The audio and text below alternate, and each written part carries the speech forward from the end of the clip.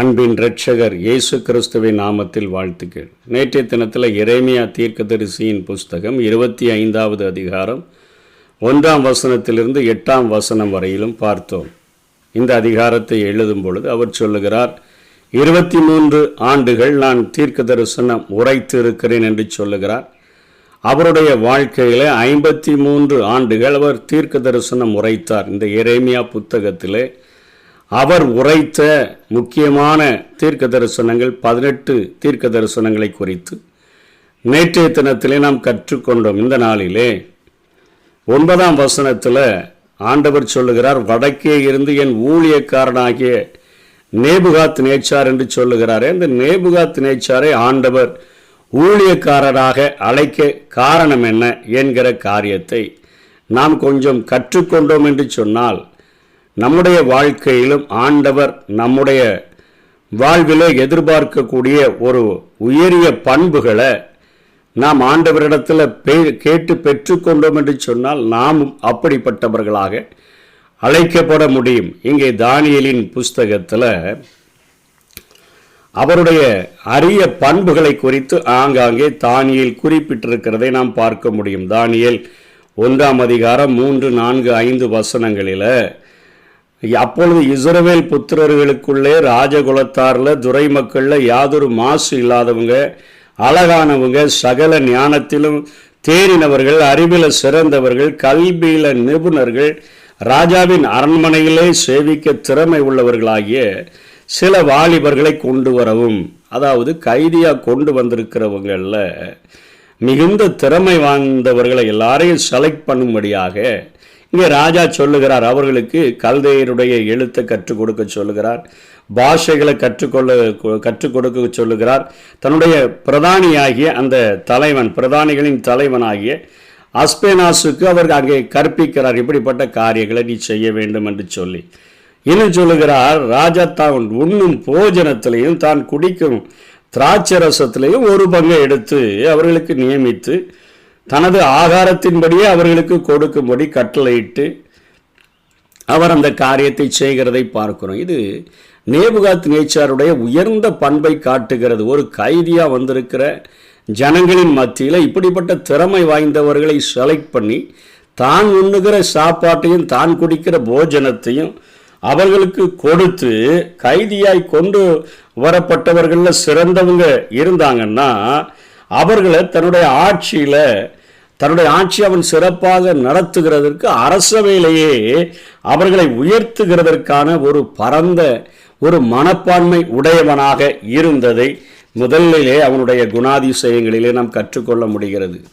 தேசத்தை அத்தனையாக அழித்து அங்கே இருந்து அநேகரை சிறைக்கைதிகளாக கொண்டு வந்து அவர்களில் சிறந்தவர்களுக்கு தன்னுடைய அன்பை காண்பித்து, தன்னுடைய பராமரிப்பை காண்பித்து அவர்களை தன்னுடைய அரசபையிலேயே உயர்த்துகிற அளவிற்கு ஒரு பொன்னாலான தலையாக அநேக வெற்றிகளை சாதித்து கொண்டிருந்தவனாக இருந்த அந்த நேபுகாத் நேச்சாருக்குள்ள இப்படிப்பட்ட ஒரு மிகப்பெரிய ஒரு பரந்த மனப்பான்மை இருக்கிறதை நாம் முதலிலே தானியேல் புஸ்தகத்திலே கற்றுக்கொள்ள முடிகிறது. இரண்டாவது, தானியேல் 2ஆம் அதிகாரம் 29வது வசனத்தில் வருங்காலத்தை குறித்து அறியக்கூடிய அத்தனை ஆவல் உடையவனாக அவன் இருந்ததை நாம் பார்க்கிறோம்.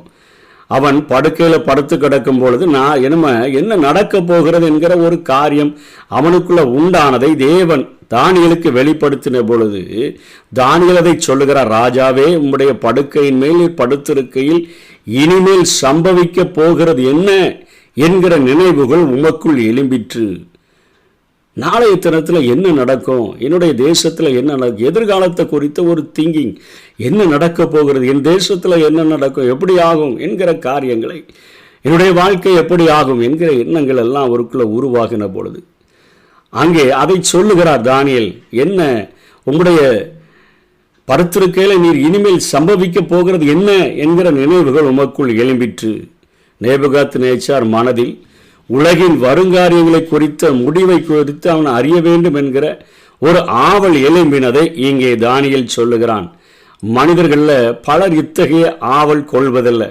நீர் என்றும் வாழ்க என்று மற்றவர்கள் வாழ்த்தினாலும் தான் அழிய போவதை நேபுகாத் நேச்சார் உணர்ந்தவராக அவர் இருந்தார்.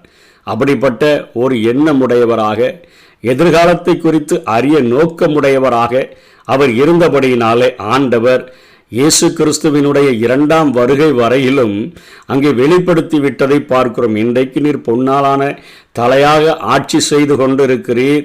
அதற்கப்புறம் வரக்கூடிய ஆட்சிகள் உம்மை விட கொஞ்சம் பலவீனமான ஆட்சிகள், வெள்ளி, வெண்கலம், அதுக்கப்புறம் இரும்பு, அதுக்கப்புறம் களிமண்ணும் இரும்பும் சேர்ந்த கூட்டாட்சி, அதற்கு கீழாக கையால் பெயர்க்கப்படாத ஒரு கல் அது உருண்டு வந்து அந்த சிலையின் மேல் மோதி எல்லாவற்றையும் நொறுக்கி போட்டுட்டு இந்த பூமி முழுவதையும் நிரப்பும் என்கிற தன்னுடைய இயேசு கிறிஸ்துவினுடைய 2வது வருகை வரையிலும் அந்த எதிர்காலத்தை குறித்து அறிய வேண்டும் என்கிற ஆவல் இருந்த மனிதனுக்கு அங்கே ஆண்டவர் வெளிப்படுத்தினதை நாம் பார்க்கிறோம். இன்னைக்கு நித்தியத்தை குறித்து நம்ம ஆவலாக இருக்கக்கூடியவர்களாக இருந்தோன்னு சொன்னால், ஆண்டவர் நம்முடைய வாழ்க்கையில் நாம் செய்ய வேண்டிய காரியங்கள், அவருடைய திட்டங்களை குறித்து நமக்கு ஏற்ற வேளையில் ஆண்டவர் விளக்கம் அளிக்க முடியும் என்பதை இந்த பகுதிகளிலே நாம் காண முடியும். நேபுகாத் நேச்சாரினுடைய சிந்தனைகளை அறிந்த கர்த்தர் அவற்றையும் தானியேலுக்கு வெளிப்படுத்துவதை இந்த காரியத்திலே பார்க்கிறோம். 3வதாக, தேவன் ஒருவருக்கே மகிமை செலுத்தக்கூடிய பண்பு உடையவராக அவர் காணப்பட்டார். தேவனுடைய ஆற்றலை கண்டவுடனே தானியேல் 2ஆம் அதிகாரம் 47ஆம் வசனத்தில் ஆற்றலை கண்டவுடனே உடனடியாக அதை ஒப்புக்கொண்டு அவரை புகழும் பண்பு அங்கே நேபுகாத் நேச்சாருக்கு இருந்ததை நாம் பார்க்க முடியும். உடனே ஆண்டவரிடத்தில் அவர் ஆண்டவருடைய ஆற்றலை கண்டவுடனே தானியேல் இந்த தரிசனங்கள் இவைகளுடைய அர்த்தங்கள் எல்லாம் சொன்ன உடனே அவரை புகழக்கூடியவராக இவ்வளோ பெரிய அந்தஸ்தில் இருக்கிறன அப்படின்னு சொல்லி அல்ல, தன்னை தாழ்த்தி அங்கே ஆண்டவரை புகழக்கூடியவராக மகிமையை செலுத்துகிற, எல்லாவற்றிற்கும் ஆண்டவருக்கு மகிமையை செலுத்துகிற ஒரு பண்பு நிறைந்தவராக அவரை காண முடியும். அதே போல தனது தோல்வியை இன்னைக்கு ஒத்துக்கொள்ளுகிற மனுஷர்களை அதிகமாக நம்ம பார்க்கவே முடியாது. ஏதோ நான் இல்லைங்க அப்படி இப்படின்னு சொல்லி சமாளிக்கிறவர்களைத்தான் பார்க்க முடியுமே ஒளி. ஆனால் தன்னுடைய தோல்வியை ஒத்துக்கொள்ள பண்புடையவராக இருந்தார். தானியேல் 3ஆம் அதிகாரம் 28ஆம் வசனம் 29ஆம் வசனத்தில் அங்கே சாத்ராக், மேஷாக், ஆபேத் நேகோவை தூக்கி அங்கே எரிகிற அக்கினி ஜுவாலையில் போடப்பட்ட பின்பு அவர்கள் அங்கே ஒரு தேவ சாயலிலே அவர்களோடு கூட நடந்த தேவனால் அனுப்பப்பட்டவரால் பாதுகாக்கப்பட்டு அவர்கள் வெளியே கொண்டு வந்தபோது அவர் சொல்லுகிறார், உண்மையை தனது தோல்வியை ஒத்துக்கொண்டுட்டு அவர் சொல்லுகிறார், சாத்ராக், மேஷாக், ஆபேத்நேகோவினுடைய தேவனுக்கு ஸ்தோத்திரம் என்று சொல்லுகிறார். தங்கள் சரீரங்களை ஒப்பு கொடுத்தபடியினால் தூதனை அனுப்பி அவர்களை விடுவித்தார் என்கிற காரியத்தையும், இவர்கள் தேவனுக்கு விரோதமான தூஷண வார்த்தைகளை இவர்களுடைய தேவனுக்கு விரோதமாக யாராவது தூஷண வார்த்தைகளை என் தேசத்தில் சொன்னான்னா, எந்த ஜனத்தானும் எந்த ஜாதியானும் எந்த பாஷைக்காரனும் சொன்னாலும் அவன் துண்டித்து போடப்படுவான், அவனுடைய வீடு எருக்களமாக்கி விடப்படும் என்று சொல்லி தன்னுடைய அவ்வளவு கர்ச்சித்து கொண்டு அவ்வளவு கோபக்காரனாக இருந்து கொண்டு சூளையை 7 மடங்கு சூடாக்கி இவர்களை அப்படியே கட்டுண்டவர்களால் தூக்கி போட்டுட்டு உட்கார்ந்திருக்கும் பொழுது அங்கே ஆண்டவர் விடுவித்ததை பார்த்த பொழுது அவர்களுடைய மேலே அந்த அக்கினி பலன் செய்யாமல் இருந்ததை பார்த்த பொழுது தன்னுடைய தோல்வியை ஒத்துக்கொண்டு ஆண்டவருக்கு ஸ்தோத்திரம் என்று சொல்லுகிறான். இவர்களுடைய தேவனுக்கு ஸ்தோத்திரம். தங்களுடைய சரீரங்களை ஒப்பு கொடுத்தாங்க, ஆனால் தூதன் அனுப்பி அவர்களை விடுவித்தார். அதனால் என் தேசத்தில் நிறைய ஜனத்தார் இருக்கிறாங்க, ஜாதியார் இருக்கிறாங்க, பாஷைக்காரர்கள் இருக்கிறாங்க. அவங்க யாருமே இவர்கள் தேவனுக்கு விரோதமாக தூஷண வார்த்தைகள் பேசக்கூடாது. பேசினா துண்டித்து போடப்படுவீர்கள், அவனுடைய வீடு எருக்களமாக்கி விடப்படும் என்று சொல்லி அவன் ஒரு சட்டத்தை ஏற்றுகிறதையே நாம் பார்க்கிறோம். இவ்விதமாக ரட்சிக்கத்தக்க தேவன் வேறு ஒருவரும் இல்லை என்று சொல்லி இருதயத்தின் ஆழத்திலிருந்து அறிக்கையிடுகிறான். இருதயத்தின் ஆழத்தில் தன்னுடைய தோல்வியை ஒத்துக்கொண்டு இவ்விதமாய் ரட்சிக்கத்தக்க தேவன் இல்லவே இல்லை என்று சொல்லி அவன் அறிக்கையிடுகிறதை பார்க்கிறோம். கடைசியாகிய அந்த கோபக்காரனாகிய நேபுகாத் நேச்சார் தானியேல் 4ஆம் அதிகாரம் 1ஆம் வசனத்திலிருந்து 3ஆம் வசனம் வரையிலும் அவன் எப்படியாக மாறிவிட்டான், அவனுடைய சுபாவங்கள் எப்படி மாறிவிட்டது என்பதை தானியேல் வெளிப்படுத்துகிறார்.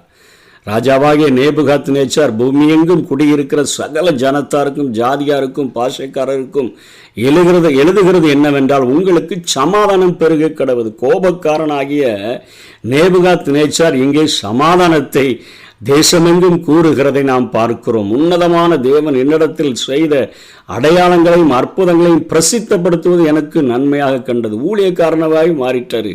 சாட்சி சொல்லுகிறார், உன்னதமான தேவன், உயர்ந்த தேவன் என்னிடத்தில் செய்த அற்புதங்களை அடையாளங்களை நான் சும்மா இருக்க முடியாது, பிரசித்தப்படுத்தி ஆக வேண்டும், அதுதான் எனக்கு நன்மையாக கண்டது என்று சொல்லி அவர் பிரசித்தப்படுத்துகிறதை பார்க்கிறோம். அவருடைய அடையாளங்கள் எவ்வளவு மகத்துவமும் அவருடைய அற்புதங்கள் எவ்வளவு வல்லமுமாக இருக்கிறது.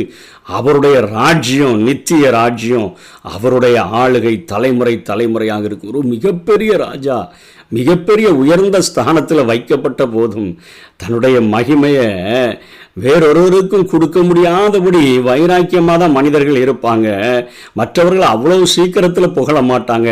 இது உன்னதமான ஆண்டவரை கண்டு கொண்ட பொழுது அவர் சொல்கிறாரு, என்னுடைய ராஜ்யம் அற்பமான ராஜ்யம், அவருடைய ராஜ்யம் நித்திய ராஜ்யம்.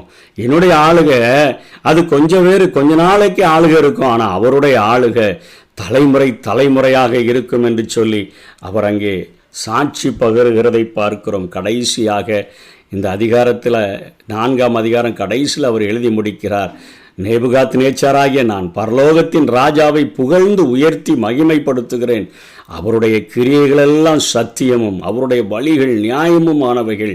அகந்தையாய் நடக்கிறவர்களை தாழ்த்த அவராலே ஆகும் என்று எழுதினான். ஒரு ஊழியக்காரனாகவே ஒரு தன்னுடைய மகனாகவே ஆண்டவர் இங்கே மாற்றிவிட்டதை நாம் பார்க்கிறோம்.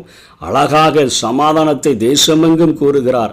ஆண்டவருடைய அற்புத அடையாளங்களை தேசம் முழுவதிலும் அவர் அறிக்கையிடுகிறார். உன்னதமான தேவன் என்று சொல்லுகிறார். அவரை பிரசித்தப்படுத்தியே ஆகணும்னு சொல்லுகிறார்.